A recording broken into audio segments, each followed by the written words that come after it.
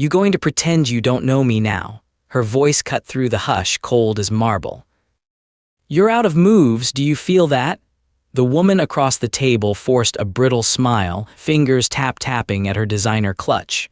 Phones flickered, the lights overhead glared. "I've got everything I need, and I don't need your blessing," she said, barely glancing up. Keys thudded onto the polished wood. "Go ahead, prove it, I dare you." A low chuckle, no more lies to hide behind, only paper and steel. "Mama, I don't want to be here," a small voice whispered, just loud enough for the room. The older woman stood, jaw clenched. "You think any of them would believe you, not after what I showed the judge." She held the folder high, voice steady. "Documents, bank statements, the blueprints you never wanted anyone to see. It's all here, and so is the truth." A chair scraped sudden, the room stilled. "You're finished," she said, gaze level. "This ends today." But to know how any of them ended up staring down years of secrets, you have to go back to before anyone picked sides, before the first board creaked. The balance in Dana's checking account glared at her from her cracked phone, $44.17 and nothing coming tomorrow. She hunched over the steering wheel of her rented Civic, fingers numb despite the late May sunlight leaking through the pine canopies. Conecuh County, Alabama, nowhere near home, not really, but the address on the manila envelope had said burn it. Next to her on the sticky pleather seat sat 2 bent suitcases and a lunchbox with nothing but peanut butter crackers inside. Her little sister Tess twisted at her side, still in faded black from last week's funeral. "How much money we got left?" Tess's voice was hesitant, soft with the echo of too many long nights. Dana tucked the phone into her hoodie pocket. "Enough to buy breakfast at the gas station, maybe lunch too if we're careful." "You think it's gonna smell like him?" Tess traced her thumb across an edge of window fog. She always asked about ghosts in places Dad once loved. "Maybe, or old cigarettes and Lysol. We'll see soon, bug," Dana answered, reaching over to squeeze Tess's knee, careful and light. 100 miles back, Dana could still taste the aftershave at the funeral reception and the tension in the air as Jacqueline Dries slammed into the room. Her stepmother, all stiletto heels and silk scarf, holding court in the sharp smell of coleslaw and coffee. "Let's not pretend those girls could run a lemonade stand, much less a business," Jacqueline had announced, loud enough that Aunt Cheryl and Uncle Matt both smirked. Tess had looked down, cheeks red. Dana had wanted to punch a wall, her flaw, always, reflexive anger rising whenever anyone tried erasing what she'd survived. The inheritance was a crumbling 1960s motel off Route 66, 3 miles outside Burnett, 11 doors, all locked, turquoise paint flaking in the Alabama sun, moss crawling up the sides. The sign still read Otter Pines Motor Inn in rusted metal, the O sagging. Dana stared at the keys in her palm. "Ready." Tess bit her lip. What did Dad mean when he wrote, "Do not trust the upstairs closet and check under porch"? That stopped Dana cold. She hadn't shared the sticky note with anyone yet. Tess's face was pure kid curiosity. Hook 1. That message appearing in the margins of an old envelope would change everything. If you've ever been certain there was more to the story and dared to look when others told you to shut your eyes, this one's for you. Dana jimmied the warped lock and swung open the motel's front office door, must and mildew already crawling in behind her. Scratched counters, dust. The faded map of Alabama curled on the wall, thumbtacked to nothing. She flipped a dead bulb with her knuckle, a gesture that had always been her dad's. The room didn't brighten, but something under the counter glinted in the humid half-light. The corner of a yellow legal pad, its first page torn and the next dotted with calculations. Tess rummaged through a half-open drawer. Somebody was here after Dad. There's still a sandwich wrapper, like recent. Their last caretaker gone a week, so who'd left it? "I don't know, bug." Dana listened for the low thump of pipes, nothing. They circled through the faded lobby and into the owner's apartment. Every step popped. Tess glimpsed something under the warped wooden porch from the window, a section with a nail bent straight, different from the rest. The Alabama sky overhead threatened rain. Dana fished her pocket knife out, pried at the odd board, fingers trembling more than she'd like. Underneath an almost seamless hatch, brass rings sunken flush. Air beneath was cooler, carrying the faint tang of oil and something metallic. Tess sat cross-legged beside her. "You think this is what he meant?" Dana nodded, setting both hands to the hatch. Only one way to know. The board lifted, hook two. The stairs below, narrow and dirt-caked, led into ink blackness. She shined her phone flashlight downward, revealing earth walls and a thread of unfinished concrete. "We're going," Dana said, voice flat for Tess's sake. Inside, overhead pipes rimed with dust snaked past an ancient boiler and then, unexpected, a vault door. Not a safe, but a real, ridged steel circle about the size of an apartment window, combination pad rusted shut. "Who needs this much security for a dump like this?" Tess's question echoed. Dana mouthed Dad's name like a worry stone. For years, she'd believed their father lost everything, especially after Jacqueline wiped clean every filing cabinet within 48 hours of his first heart medication. A calendar tacked to the joists, faded and stuck on 1974, spotlighted the renovation month. Dad's initials next to a phone number scrawled in blue. Dana tried the combo she'd found on the legal pad upstairs. Each turn made her knuckles ache. With the final click, a low moan from the locking bolts, the door gave way. Somewhere rain started. The room beyond smelled of whiskey, dust, and engine grease. They entered hook 3. Steel shelving groaned under oak barrels labeled Otter Pines 1938. To their left, racks of car fenders, Victorian lamps, tax folders so new they gleamed, and an old logbook propped open. Tess grabbed the log. He wrote entries last month. "Look right here. Why was Dad still running a side business?" Dana thumbed through the ledger. Numbers in the hundreds of thousands, then in the millions, cross-checked with dates, initials, and payments labeled simply cash in, repair out. A series of checks from names she'd never heard, but dated within weeks. "Wait," Tess said. "This ledger shows over $500,000 last year alone." "You checking the math?" Dana tried to grin. Her hand shook only slightly now. There was a note tucked at the back, no bigger than a recipe card. Tess read, lips moving. "For the girls, if you found this, trust yourselves, never her. Use the main switch only when safe." Dana swallowed hard. It's like he knew Jacqueline would try to erase us. Tess nodded. Maybe he was right. At the shelf's end, red tags marked private stock. "Why whiskey?" Dana mused, the evolving mystery twisted in her chest. "Oh," Tess whispered, voice thick as mud. "The calendar, see? This is the week the auction goes up if nobody pays back IRS liens." Dana's pulse sped, foreclosure in 3 weeks. The clock started. Their father had tried to ensure a future, but the stepmother intended otherwise. In that second, Dana understood they held truth and power, but only briefly. Escalation came swiftly. Dana scraped the dust off a file marked luxury buyers, orders, shipping addresses out west. This wasn't just local bootlegging. Someone was laundering profits on their land. A loud knock from above. Both froze. The girls snapped off their flashlights. Dana hurriedly memorized the ledger's key entries, footsteps on the porch slow, then stopping. Dana whisper-shouted, "We have to go now." Upstairs, the office phone rang shrill and ancient, each ring an alarm. By the time they crawled out from under the porch, an SUV with out-of-state plates idled out of the drive.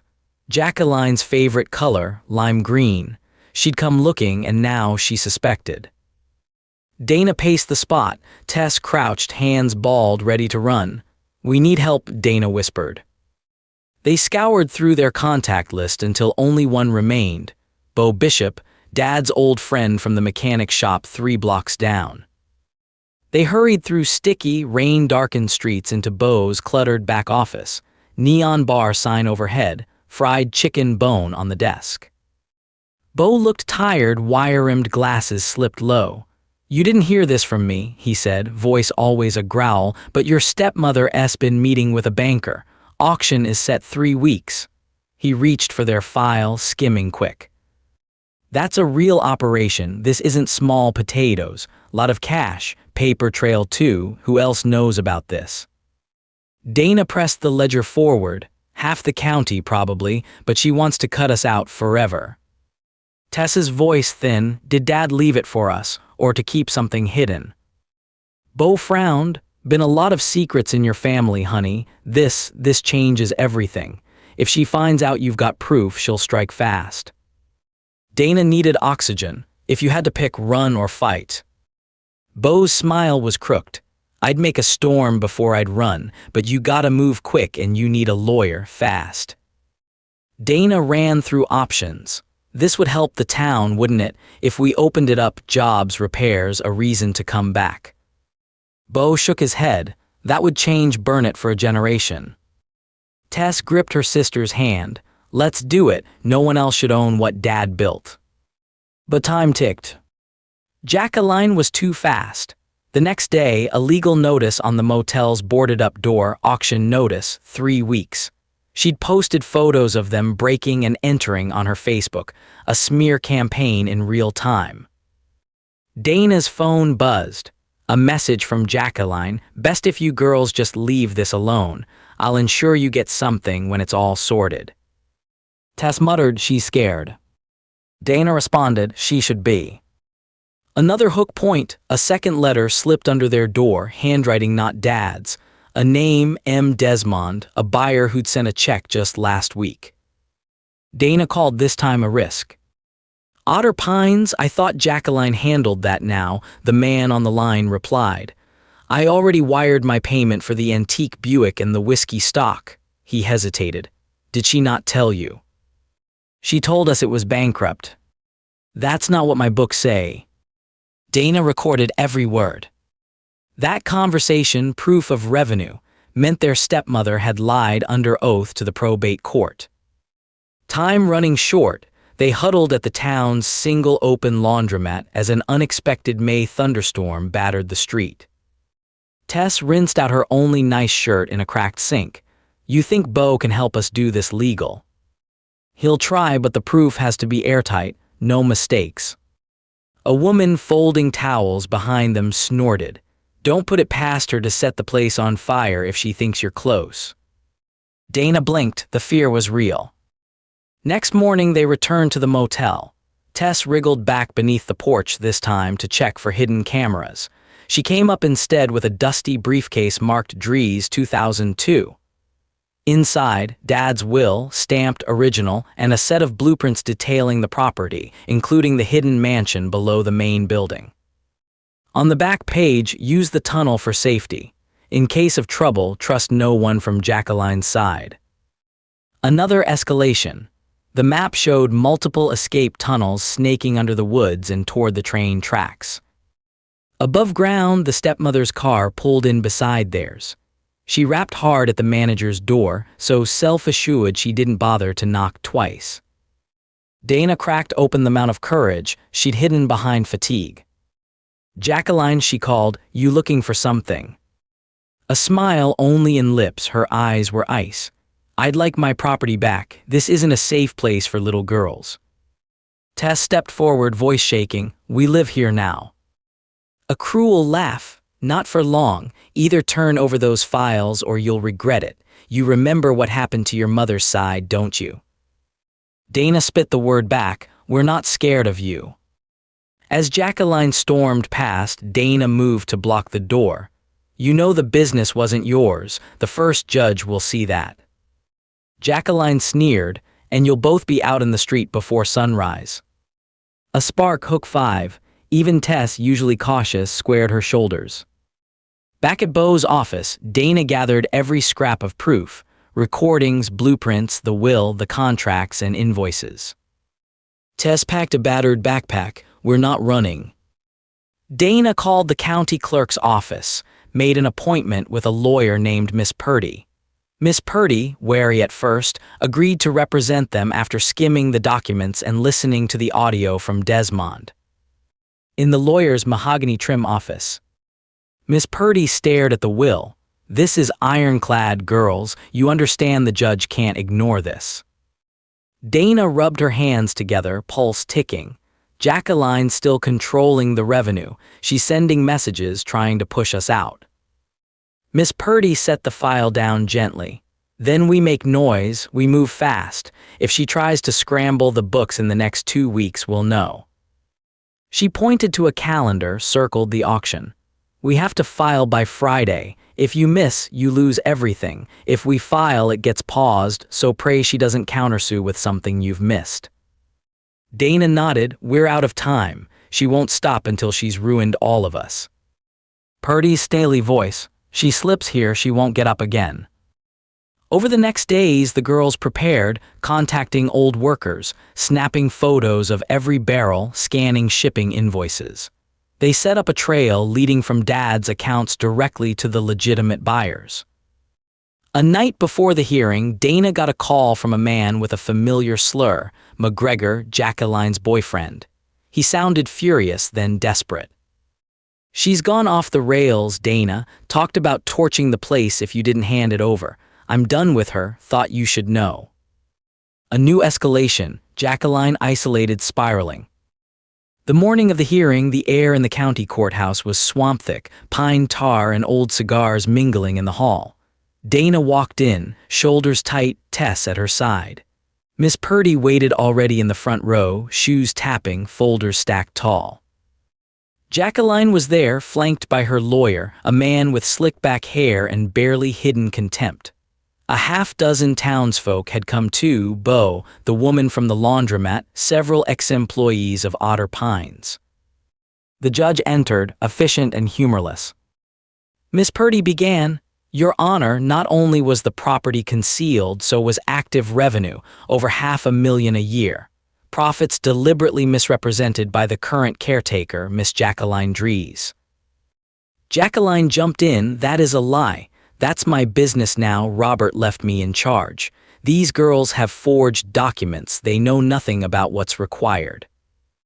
Purdy snapped, We have original ownership papers, stamped and dated, video statements from buyers, and logs of every sale for the past 3 years.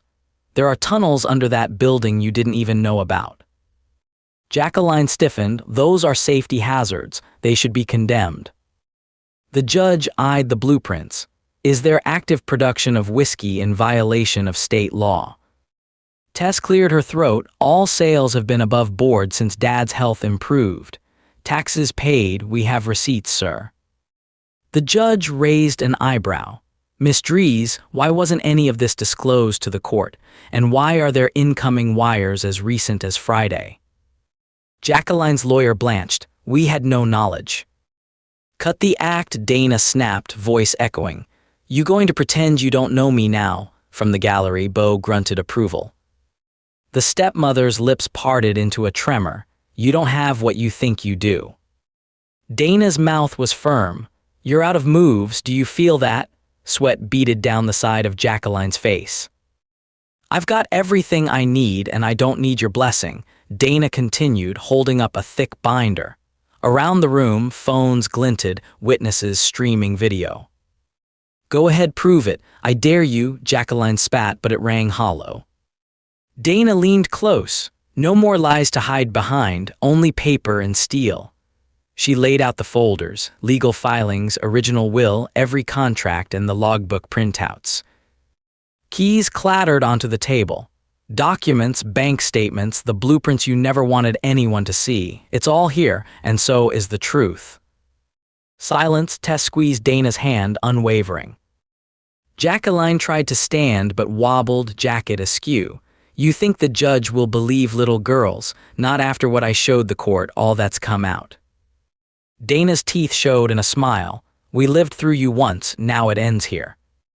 The judge, lips compressed, marked something in his ledger. Effective immediately, control of Otter Pines returns to Miss Dana and Miss Tess Kramer. Miss Dries, prepare for proceedings, damages, repayment, and punitive penalties. Jacqueline gaped. Her lawyer quietly gathered his things. Dana didn't relax, not fully. until the bailiff asked Jacqueline to leave with him. The courthouse murmured, Bo nodding, Miss Purdy gently shaking their hands. Tess exhaled, shoulders slumping. Dana scooped up one last piece of paper, the wish Dad had written tucked in among court files. If you read this, it means you won, girls. Don't let them break you. Build it back up. Betrayal ended, justice served, an entire county watching. Word spread through Burnett within hours. The judge's ruling, probate reversed, all assets returned to the sisters plus interest and punitive damages against Jacqueline, hit the local news by afternoon. Jacqueline's ex withdrew from their joint accounts, providing even more evidence for the authorities and dissolving her claim in the ugly divorce that followed. The community, having witnessed years of petty power plays and rumors, rallied behind Dana and Tess. Bo and his sons offered to plumb the tunnels and reinforce the old mansion. The laundromat owner painted a grand reopening soon sign on Otter Pine's sagging gate.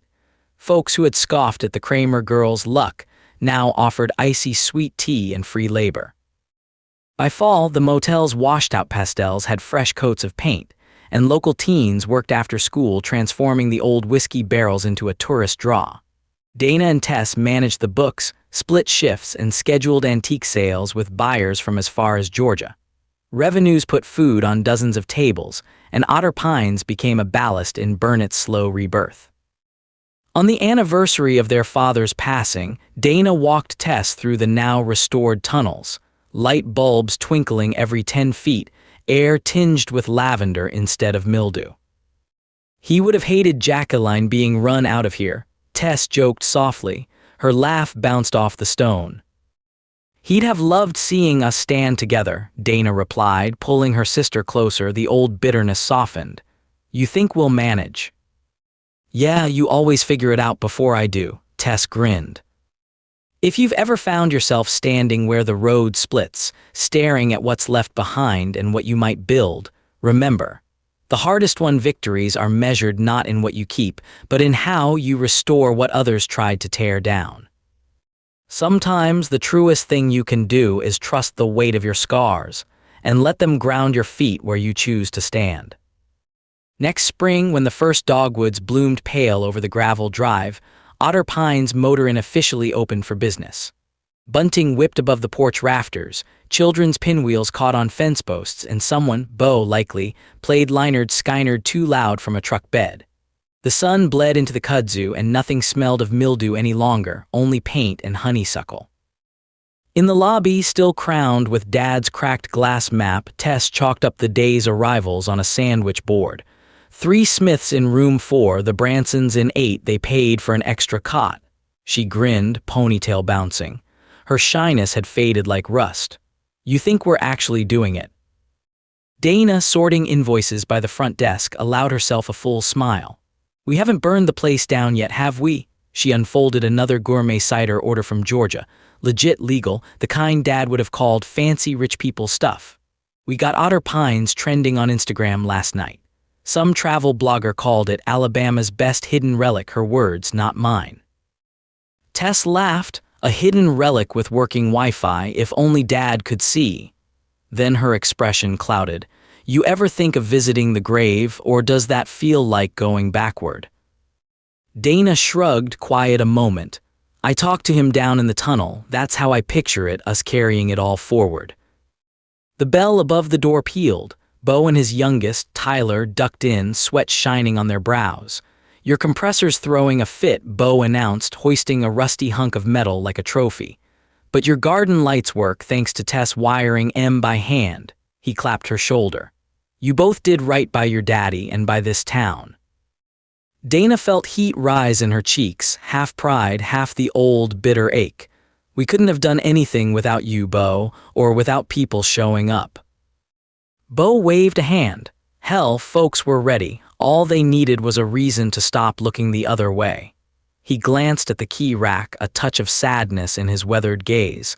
When I was your age, I never thought any of us would set things right, but you did. Tyler piped up, Mom says you ought to start hosting fish fries. Reckons everyone who helped would show. Dana grinned at Tess. You want to fry the catfish, or shall I? Tess snorted, "You cut onions, I'll do the rest, you always cry." Out front, the new sign shimmered in the heat. Otter Pines Motor and Family Owned since 1961. The county commission had declared the tunnels a local landmark, architecturally significant, the paper called them. Every Thursday, Tess led tour for Cub Scouts and tourists, weaving in Dad's coded stories, tales of secret whiskey deals and freight trains rumbling overhead. On the third Thursday of May, a silver sedan rolled up. Jacqueline stepped out, smaller than Dana remembered, makeup perfect, lips pressed so tight they'd lost their color. The old venom wasn't gone but had faded under the weight of the past year's headlines and court orders. She paused by the mailbox as if second-guessing herself. Dana didn't move from her spot in the garden, trowel in hand. Tess edged closer, hands in her back pockets. Jacqueline raised her voice, brittle. "I suppose congratulations are in order. You made it further than anyone guessed." Dana, setting down her tool, met the steely gaze. "If you're here for a fight, don't waste your time. There's nothing left for you here." Jacqueline gave a laugh, low and unsweet. "You think I'd want it after what's happened? No, I'm here," she trailed off, eyes drawn to the repainted sign and Beau's truck beyond. "I'm here because I have nothing left to lose, and you won." For a moment, she looked almost human, tired, deflated, her shell cracked by too many losses. "I never thought you'd pull it off," she murmured, voice so soft that only the whine of cicadas filled the gap. Tess, voice steady now, answered, "Dad always told us what matters, you forgot." A bitter tightness returned to Jacqueline's mouth, but she nodded once, sharply, and walked away. "Didn't hit as hard as I thought it would, seeing her like that," Dana said. "Guess I'd rather build something new than stand in her shadow." "You already did," Tess replied, following her back to the garden beds where tomato vines curled up chicken wire. "Let's pick strawberries for the pie." That night, after guests checked in and storms scraped out at the horizon, Dana sat at the kitchen table leafing through Dad's final notebook, the ink blotted but readable. Under lists and repairs was a last entry, one line, "Remember, kid, where you plant your feet, good things will grow." Tess brought in the pie, steam pooling atop cinnamon crust. She hovered, expression soft. "I heard from Miss Purdy. She says the judge signed off on the last check. There's nothing left for Jacqueline to contest." Dana smiled, settling her hand over her sister S. "Then let's go down to the tunnel, just us, for Dad." They descended the same narrow stairs Dad once carved, flashlights bouncing gold across stone and new paint. Tess ran her hand along the smoothed arch. "Feels less scary down here now." Dana nodded, weightless. She knelt where ivy had once broken through the mortar, setting the pie plate on an upside-down crate. "For everything we're keeping, everything that's gone." They ate in companionable silence, stories echoing, how a town can heal or a family rebuild from the wreckage of betrayal. They spoke aloud their dreams. A new guest house, scholarships for local kids, maybe a roadside diner creaking with bluegrass every Friday. "Next year," Tess said, mouth full of berries, "maybe we open up for Christmas too. You could make peppermint whiskey. Everyone loves a holiday miracle." Dana laughed. "We'll do whatever we set our minds to, kid. We always have. That's how Dad raised us." Above, the wind bent tree branches, creaked eaves, and somewhere distant, a freight train howled. Dana squeezed Tess's hand, heart full. "All we need is each other," she said, voice clear in that old stone hush. "That's what keeps this place standing." "Yeah," Tess grinned, "and maybe Beau's toolbox." Together, they leaned into the glow, certain now that whatever came next, season by season, storm by storm, the deepest roots always held.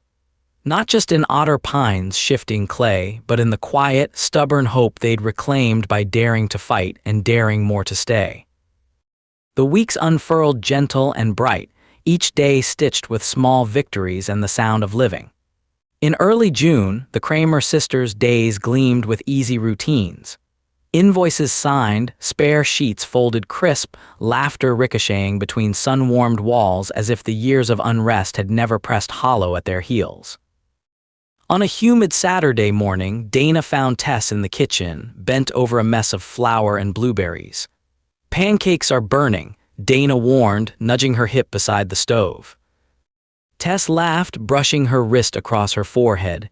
"Could be worse. You nearly set the grease fire last week. At least mine are edible."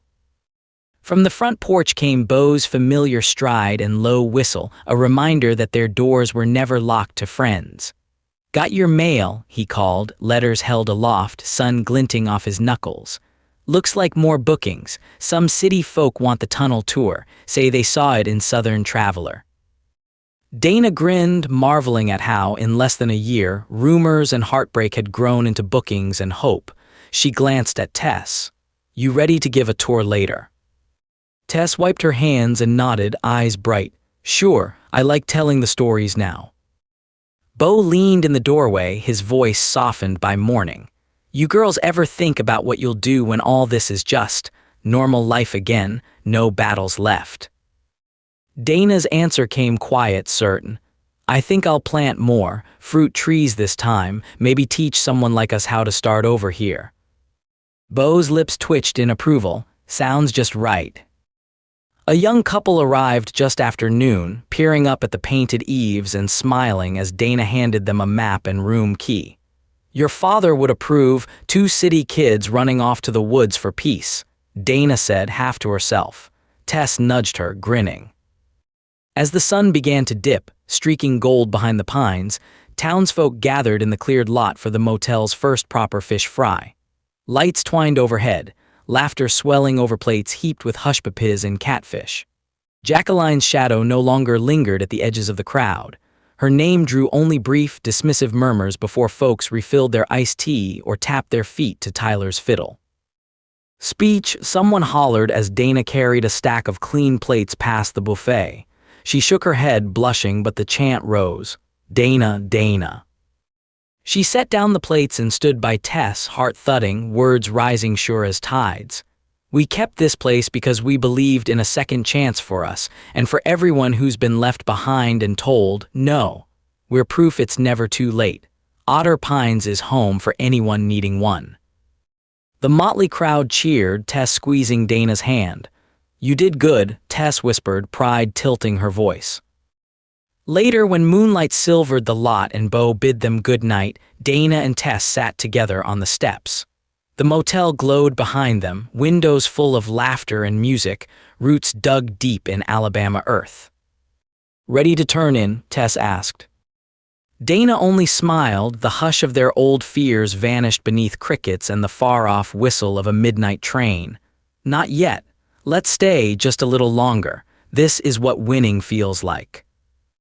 And so they did, sisters, keepers of Otter Pines and all it promised, watching stars bloom over a home they'd made theirs, and finally, surely, letting their hearts be quiet enough to rest.